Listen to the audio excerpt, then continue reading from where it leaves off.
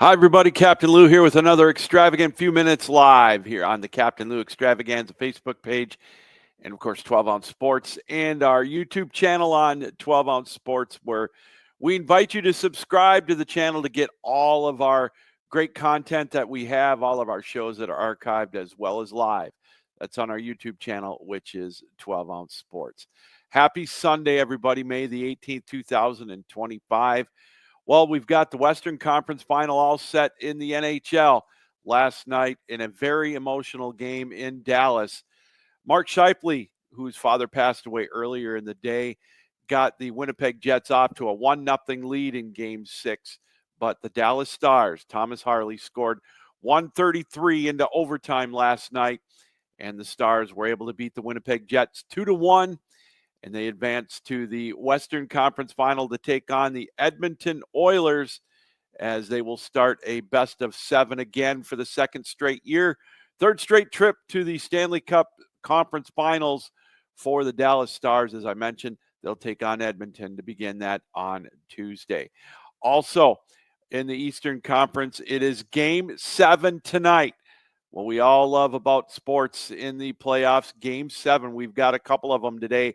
But tonight in the NHL, it's going to be Toronto taking on Florida. Florida looking to get back to the Stanley Cup Final. Toronto looking to finally get to the conference finals, looking to get the next monkey off their back, if you will.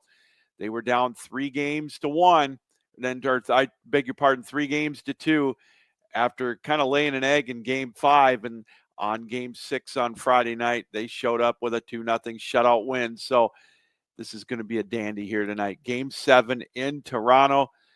Ontario is going to be buzzing. Toronto is going to be buzzing as well. It should be one heck of a matchup. 7:30 tonight.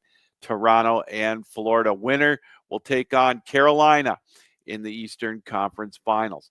In the NBA, we mentioned it this afternoon. It's going to be Game 7 between Oklahoma City and Denver for the right to play on Tuesday night in the Western Conference Final against Minnesota.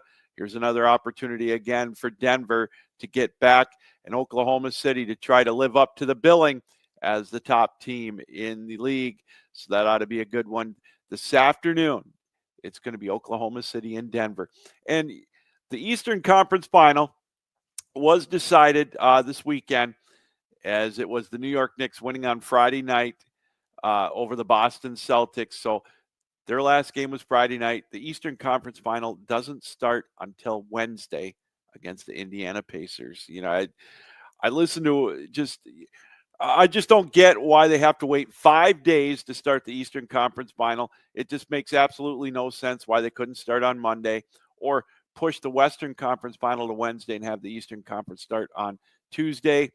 The Western Conference teams are going to play Game 7 tonight, and they've got a quick turnaround, 48 hours to play on Tuesday, while the Eastern Conference Final must be because it's the New York Knicks. They got to grab all the limelight, so they're going to start on Wednesday night. So, again, you want to grab eyeballs. You know, you want to gain the interest. You want to keep the interest, and yet you want to stretch that out 5 days. That's one of the many things that I don't understand about the NBA, the way they do their scheduling. It's just I don't know, whatever. Anyways, Game 1, we have to wait till Wednesday if we want to start watching that. It's going to be New York Knicks and Indiana Pacers hooking up for that Eastern Conference Final. A rematch of series from yesteryear, if you will, 30 years ago, some classic series. So we'll keep eyeballs on that. Major League Baseball yesterday. It seems like if it's a Saturday, the American League Central, 4 of the 5 teams they always lose. The Tigers took on the Blue Jays yesterday and lost 2-1 up in Toronto, so that series is all leaving up at 1. The Reds took care of the Guardians. The Cardinals 2-hit the Royals last night, and it was the Cubs taking care of the White Sox again. But how about the Minnesota Twins?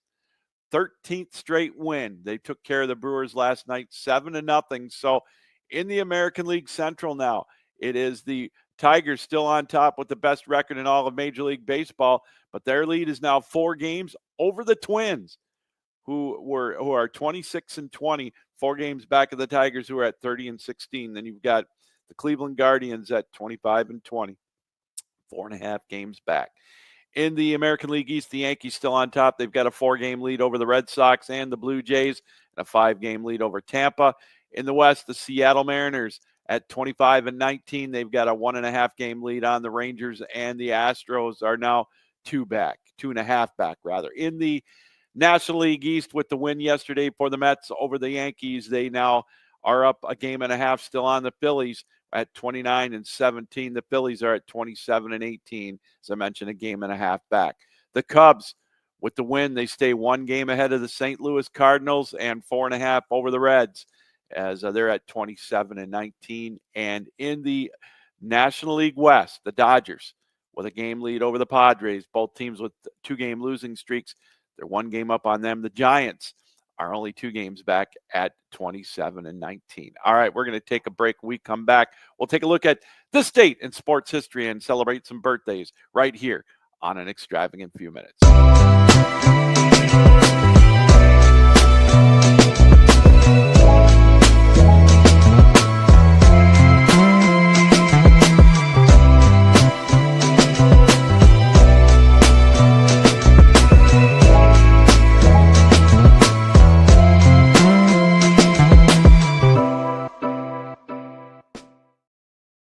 Welcome back, everybody, to An Extravagant Few Minutes live here on 12 Ounce Sports and the Captain Lou Extravaganza Facebook page.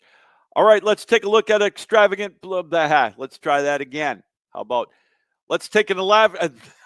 The cat's got our tongue here this morning. Anyways, we'll try it one more time. Let's take an extravagant look at today in sports history.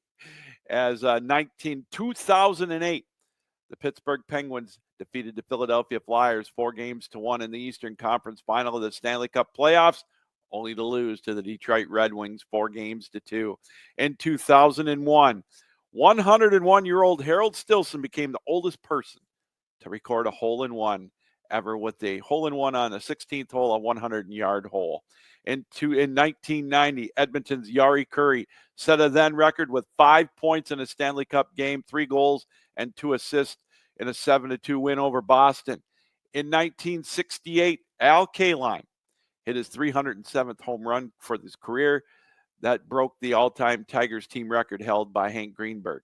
And in 1956, Mickey Mantle hits home runs from both sides of the plate for the 3rd time, an MLB record at that time. Birthdays today in sports. How about let's take a look back at Reggie Jackson. He turned 79 today. Yari Curry and Yannick Noah, they both turned 65. Vince Young turns 42. Marty McSorley, he turns 62. And Travis Hunter, he turns 22, a soon-to-be multimillionaire in the NFL. And born on this date back in 1937, one of the best, if not the best, third baseman of all time, Brooks Robinson. All right, that's going to do it for an extravagant few minutes here on 12 Ounce Sports and the Captain Lou Extravaganza Facebook page. We thank you for allowing us into your homes, on your laptops, iPhones, however you watch us around the world, right here on the Captain Lou Extravaganza Facebook page and 12 Ounce Sports. Enjoy your Sunday, everybody. And just a reminder, keep your heads up, keep your sticks down, keep your feet moving, and as always, keep your minds open.